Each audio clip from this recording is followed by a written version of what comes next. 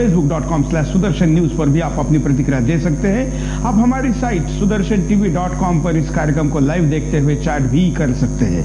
आइए हम आपको पहले कुछ कॉलर से बात कराएंगे और साथ साथ में आपको इन सारे लोगों के वीडियो दिखाएंगे जो एक वीडियो ही पर्याप्त है अपने आप में उनके ऊपर कानूनी कार्रवाई के लिए, लेकिन ये सारे खुलेआम घूम रहे हैं। कई तो पाकिस्तान में जाकर वहां की सरकार को मिलके आते हैं, कई तो इनमें से पाकिस्तान का प्रतिनिधिमंडल जब भारत में आता है तो ये उनके VIP लिस्ट में होते हैं।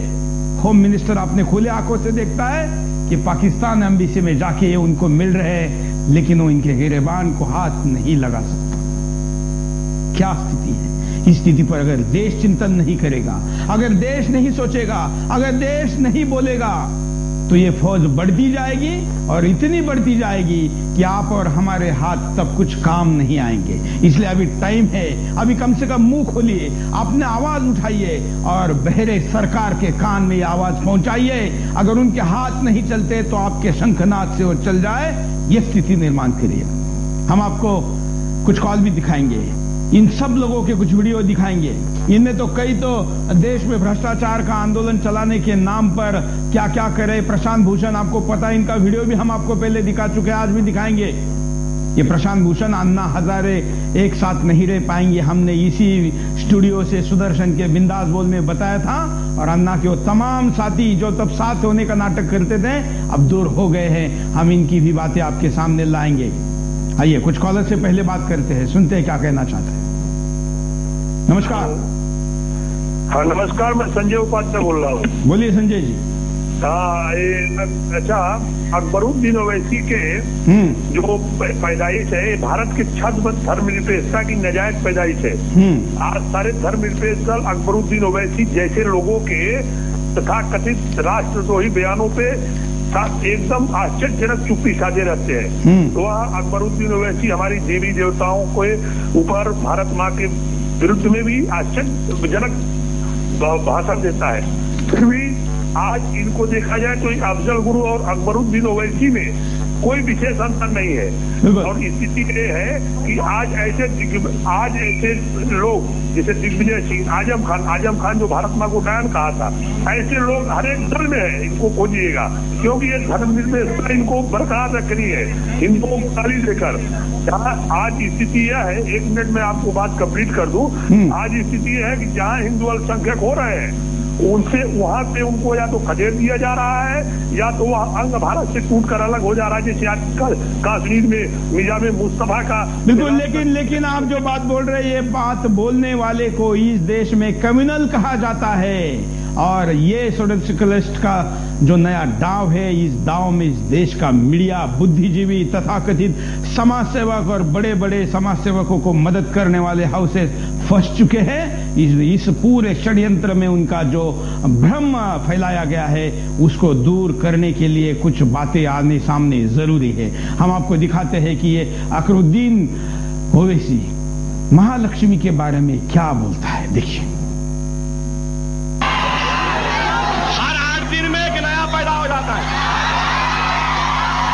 अब तो नए आ गए, गणेश थे, वो थे, महाराज अब हनुमान जयंती आ गई, रामनवमी आ गई, लक्ष्मी मालूम थी, ये भाग्य लक्ष्मी आज तक नहीं सुने। ये कौन सी नहीं है भाई? और दुर्गा सुने, ये सुने। बहरहाल मैं क्या बोलूं, कैसे कैसे नामा है। ये मुबारक महफिल में वो मनुष्य नामों को लेके खराब करना नहीं चाहता। क्या इस देश का मुसलमान इससे सहमत है?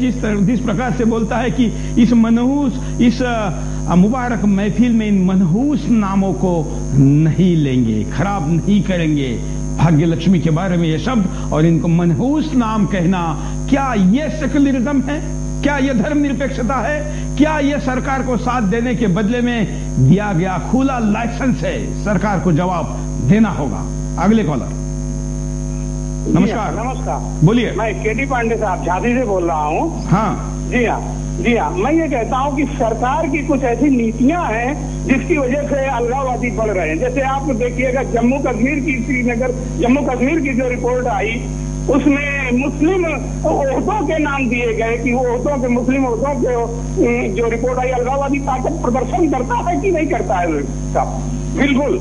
और जो ये जाकिर भाग गया उसके बाद कार्रवाई की जा रही है, मोहम्मद ओवैसी भाग गया उसके बाद कार्रवाई की जा रही है। तो ये सरकार की कुछ ऐसी नीतियां हैं कि जिससे, और हमारे जो राष्ट्रवादी ताकतें हैं वो अगर जब कभी कोई कुछ बोलती है तो उन्हें सेकुलरिज्म कह करके जेल में ठूंस दिया जाता है और उनकी आवाज बंद कर दी जाती है। और ये जाकिर और ये ओवैसी जैसे लोगों पर तुरंत ओठ पर इनके टेप लगना चाहिए, वरना ये गदर पैदा करने के लिए पैदा हुए हैं इस हिंदुस्तान में। अगर इनको शरण दी जाती है, ये आते हैं तो। धन्यवाद। इनकी मस्ती बाद में कितनी बढ़ जाती है। जिनके आधार बड़े बड़े होते हैं उनके ऊपर ही अपनी टांग कैसे ऊपर करते हैं, इसका उदाहरण देखिए।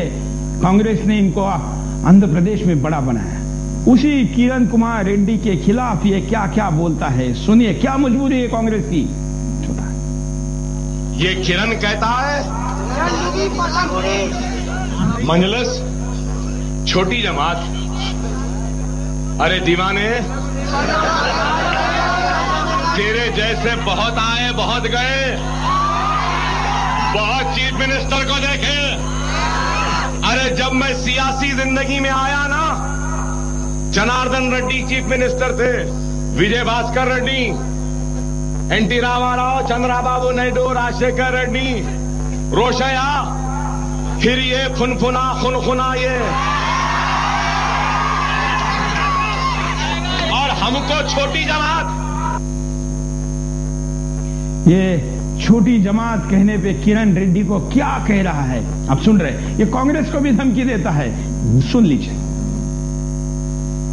कांग्रेस को सुधर जाए कांग्रेस, सुधर जाए कांग्रेस, समझ जाए किरण, रुक जाए ट्रांसपोर्ट मिनिस्टर, समझा हमारे मसाइल से सिर्फ हमदर्दाना गौर की बातें छोड़ अमल करना शुरू कर।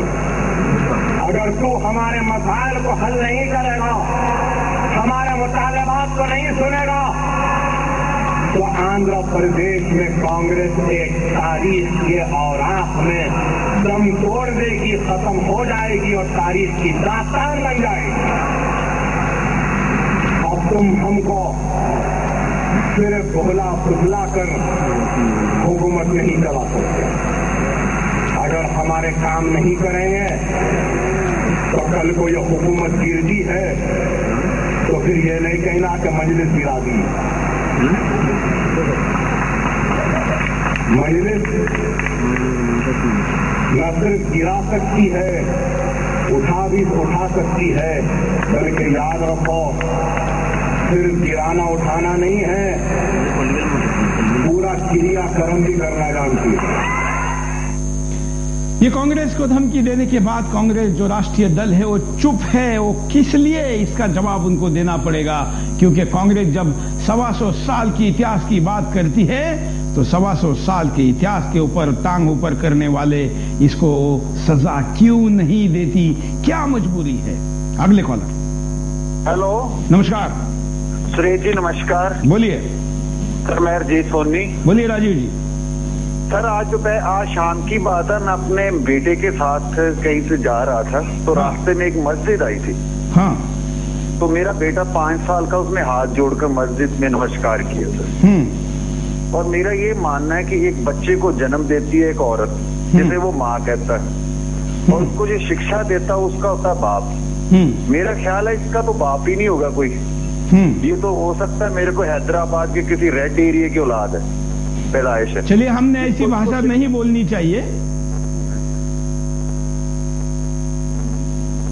हेलो। हाँ सर, ये हमारे देश के बारे में, हमारे धर्म के बारे में, धर्म गुरुओं के बारे में ये बात जिस तरीके से कर रहा है तो इसको तो जूते मारने चाहिए। लेकिन सरकार तो उसको कुछ भी नहीं कर पा रही है। सर हमारे देश में तो सरकार ही नहीं है। बिल्कुल सही कहा आपने, धन्यवाद। इस देश में सरकार ही नहीं है ये कहने के लिए देशवासी मजबूर है। अगले कॉलर। सर, कांग्रेस हमेशा अल्पसंख्यक की बात करती है। मैं पूछना चाहता हूँ, अल्पसंख्यक है कौन? भारत में तो थोड़े से मुसलमान हैं, थोड़े से बिश्नोई हैं, थोड़े से बुद्ध हैं, थोड़े से जैन हैं, थोड़े से सिख हैं, जाट भी थोड़े से हैं, अग्रवाल थोड़े से हैं, सभी अल्पसंख्यक हैं वैसे तो। धन्यवाद। और भी कई कॉलर हमारे साथ जुड़े हैं, हम उनके पास भी जाएंगे। साथ में कुछ स्काइप पर भी लोग हमारे साथ जुड़े हुए, हम उनके पास भी जाएंगे। पहले कुछ कॉलर से बात करते हैं। नमस्कार। हेलो सर, मैं गोवा से बोल रहा हूँ, बंगाराम। मैं बोलना चाहता हूँ, ये जो कुरैशी है ना, वो ये कांग्रेस की पैदाइश है और इसका बाप लादेन है। धन्यवाद। ये तो बच्चा कहता है, ये किसको बच्चा किसको बाप, क्या ये अभी इस तो टीवी पर बोलने के विषय नहीं है, लेकिन जिस प्रकार की भाषा ये बोल रहा है, ऐसे में लोग इसके खिलाफ अगर गलत शब्दों का उपयोग करें तो ये उनको रोक नहीं सकता, इसके पास वो अधिकार नहीं है। अगले कॉलर। नमस्कार। हेलो। हम वेस्ट बंगाल मुर्शिदाबाद से बोल रहा हूँ। हाँ, हम तो बोलिए। हम एक क्लास से बोल रहा हूँ। हम लोग आपका चैनल इंटरनेट के थ्रू देख रहा हूँ। हम लोग आपसे जाकिर नायक का न्यूज और ये वाला वारसी का न्यूज देख के बहुत कुछ जाना हूँ, इस धर्म के जो कुछ बोल रहा है। यहाँ पर भी हम पीड़ित है इस मुस्लिम संप्रदाय से। यहाँ पर हम पूजा पार्वण करते हैं तो उसने विरोध करते रहते हैं। मेरे पड़ोसी जो गांव है उससे हम लोग के यहाँ हम परसेंटेज में बहुत कम है, हम हिंदू लोग बहुत कम है। यहाँ पर बहुत सारे अत्याचार हमारे ऊपर, लेकिन कोई पार्टी हमारे लिए कुछ नहीं करते, सभी उसके है। कहाँ से बोल रहे हैं आप? वेस्ट बंगाल मुर्शिदाबाद से बोल रहा हूँ। नवाब सिराजुल्ला का जो एरिया है वेस्ट बंगाल नियर हजारदुआरी का। धन्यवाद। वेस्ट बंगाल में भी अब ममता बनर्जी, पहले तो कम्युनिस्टों ने वहां पर अत्याचार किया और अब उसके बाद अत्याचारियों को रोकने के लिए वहां की जनता ने ममता बनर्जी को लाया है। लेकिन ममता बनर्जी के ममता तो दूर, वहां पर निर्मम तरीके से जो अत्याचार हो रहे हैं उसके ऊपर हम पूरी सीरीज लेकर आने वाले हैं, क्योंकि जो लेफ्टिस्टों ने भी नहीं किया उससे भी बुरे हाल ममता के राज में हिंदू धर्म का नाम लेने पर हो रहे हैं। मैं दोबारा कहता हूं कि हम धर्म के आधार पर कार्यक्रम को नहीं करना चाहते, हम राष्ट्र की बात करते हैं, लेकिन हिंदू का मतलब हमारे लिए इस देश को अपनी मातृभूमि मानने वाला, इस तिरंगे को अपना राष्ट्र ध्वज मानने वाला और भारत माँ को अपना सर्वस्व मानने वाला है। अगला कॉल। हेलो, नमस्कार। हाँ जी, बोलिए। हाँ, मैं विमल बोल रहा हूँ कश्मीर से। हाँ बोलिए। कि बात यह है कि कश्मीर में जो वैसी की आप बात करते हुए हमेशा चलती रहती है, उधर गानों में, हाँ, मस्जिदों में चलती रहती है, उससे आज तक हिंदुस्तान गवर्नमेंट ने कुछ नहीं किया और यहाँ से कश्मीरी पंडितों को वो वापस भेज रहे हैं उधर। तो वहाँ पर ये हर एक चीज होती है, पिछले 20 साल से ये हो रहा है। तो आजकल जब हम उधर गाड़ियों में चलते हैं वहाँ पर ऐसा पॉसिबल ही नहीं है कि वहाँ पर हमें हर बार सुनने को यही बात आ रही है। तो वहाँ पर एनसी और कांग्रेस का अलाइनमेंट है और प्राइम मिनिस्टर पैकेज के अंदर उधर ले गए हैं लोगों को जबरदस्ती, जिनका कोई भी उधर स्टेटस अभी मौजूद नहीं है। धन्यवाद। कश्मीरी पंडितों का पुनर्वसन बताने के नाम पर कुछ लोगों को जबरदस्ती लेके गए, लेकिन उनको भगवान भरोसे छोड़ा गया है। और उसके पहले पाकिस्तान से जो आतंकवादी वापस लाए गए उनके पुनर्वसन की बात हो रही है। कश्मीर का हाल है, कश्मीर से लेके कन्याकुमारी तक, नॉर्थ ईस्ट से लेके मुंबई तक क्या हो रहा है, बड़ा चिंता का विषय। स्काइप पर एक और कॉलर हमारे साथ जुड़े हैं, सुनते हैं। अगर ये लोग तो इस्लाम के नाम पे लोगों को गुमराह कर रहे हैं, इसके लिए मुझे कुछ कहना है इनके बारे में। बोलिए। यार, हिंदुस्तान में जितना मुसलमान सेफ है शायद मैं समझता हूँ दुनिया में कहीं पर भी नहीं है, फिर भी ये लोग मजहब के नाम पे, इसके नाम पे बेकार के लोगों में नाइत्तेफाकी पैदा करते हैं, बेकार के लोगों को भटकाते हैं। इनके बारे में मैं काफी जानता हूँ सारी चीजें, मैं भी हैदराबाद का ही रहने वाला हूँ। कहाँ से बोल रहे हैं अभी आप? मैं कुवैत से बोल रहा हूँ अभी। तो कुवैत में ऐसा बोलने वाले को क्या सजा दी जाती है? साहब देखिए, इनके लिए तो सख्त से सख्त सजा देनी चाहिए साहब। जो इस्लाम के नाम पे, मुसलमानों के नाम पे देश को भटका रहे हैं, ये तो देश से देशद्रोही कर रहे हैं लोग।